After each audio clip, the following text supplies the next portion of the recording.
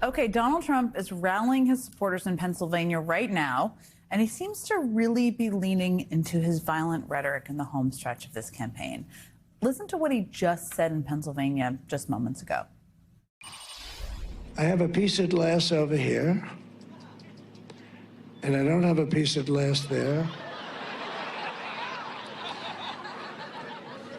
And I have this piece of glass here, but all we have really over here is the fake news, right?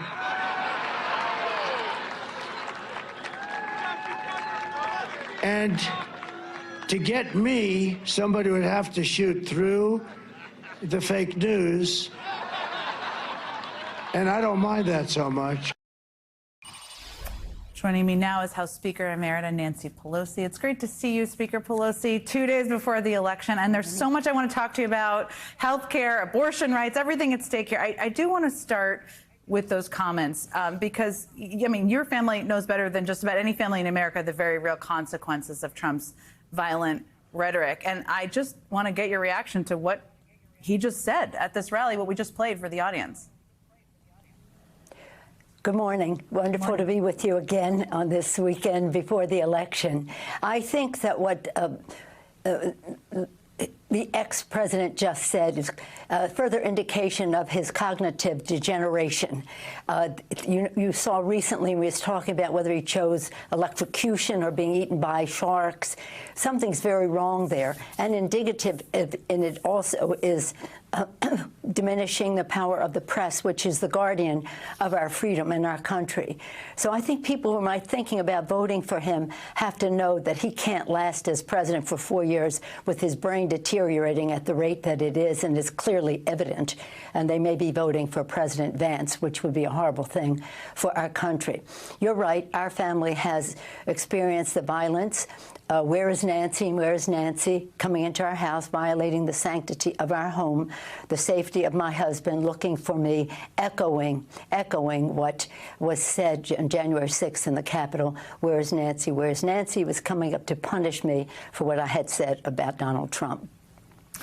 And I raise it because I think there's a fear people have out there. And we saw some violent language. This was an anomaly, as you and everybody knows out there who's watching. He had some violent language when he was discussing Liz Cheney this week. He suggested he would not be such a war hawk if she had guns trained on her face. His campaign doubled down on that language.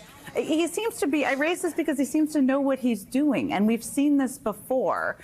Do you think he knows that he's potentially inciting violence against her, violence against you, violence against others who he raises and threatens publicly?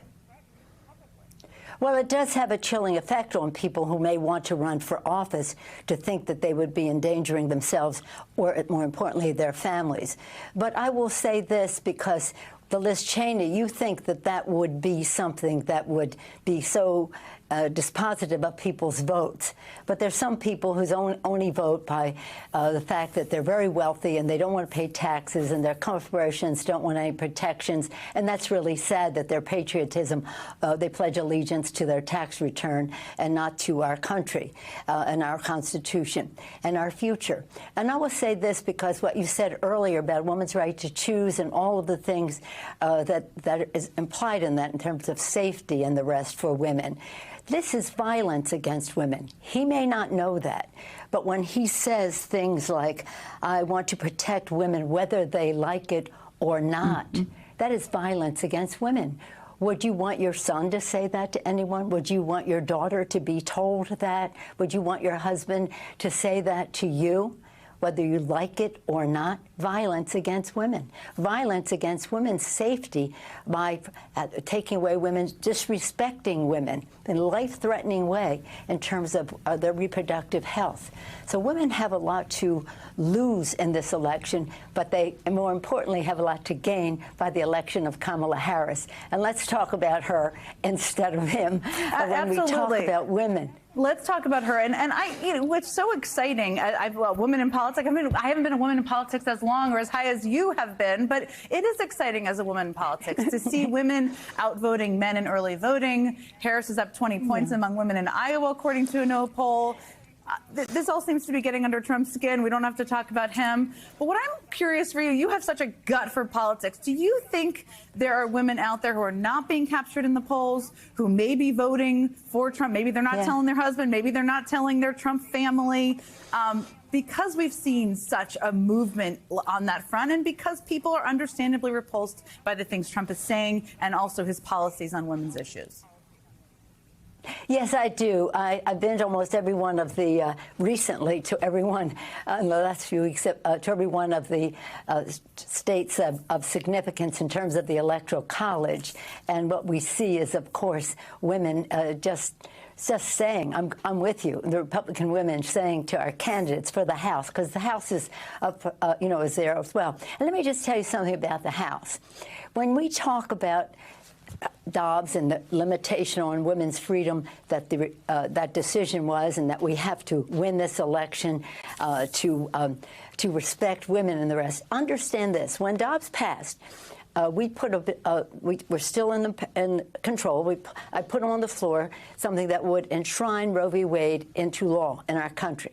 Not one Republican voted for it. Okay, that's who they are. And then I put on the floor something from Kathy Manning of North Carolina, which said women have a right to contraception. Mm-hmm. Women have a right to contraception. Some of my members said to me, why are you doing that? They're going to vote for this, and they'll, look like they've had a different view of things.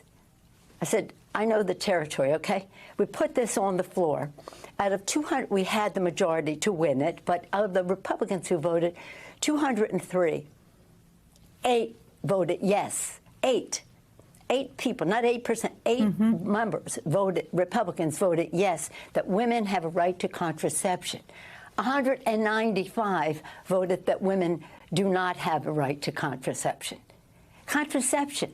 So again, women should know how disrespected they are, because these are toadies. The Speaker of the House is a toady of Trump. We will win the House. Hakeem Jeffries will be the Speaker, and that's going to be very important for women and for the future of our country. But also on January 6th, that he will have that gavel. And as I had it before, says she self-servingly, to make sure that we went to the floor of the House to show that we prevailed, democracy prevailed, their insurrection incited by the former president of the United States failed when they were telling me, oh, you have to do this in an undisclosed location with the members bussed in. I said, no, we're not. We're going to the floor of the House to make sure people know. And Hakeem has to have that gavel then, and not only the gavel, but the votes to accept the results of the election, whatever they may be. It's